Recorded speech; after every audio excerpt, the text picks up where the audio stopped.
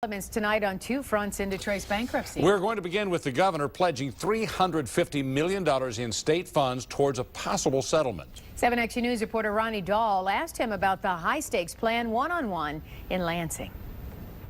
Plans of this proposed deal has been swirling through the halls here at the Capitol building for days, but now that Governor Snyder has laid out the details, not everyone is ready to jump on board, at least yet. This is a settlement. This is not a bailout. After weeks of speculation, Governor Rick Snyder said what everybody already pretty much knew. The state is ready to step into the ring and help the city of Detroit.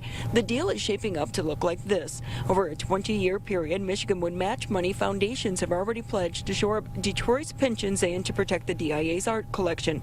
The $350 million could come from the Tobacco Settlement Fund, but there would be strings attached. One of them being an independent management company to oversee Detroit's pension funds, a condition that is hitting a sore spot with some people. I didn't talk about the boards disappearing, it's more the management practices.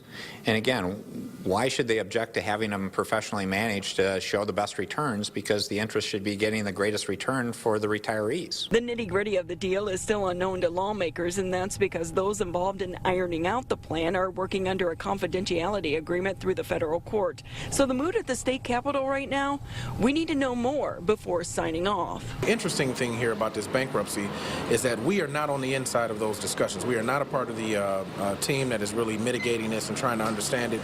A lot of those principal players have been held to a confidence standard. We want to make sure that we're getting full information and that we're getting all the facts before we make a decision as to whether or not we can or cannot support the governor's proposal. This is, a new egg being born, and as it's cracked, we have to kind of figure out what's in it.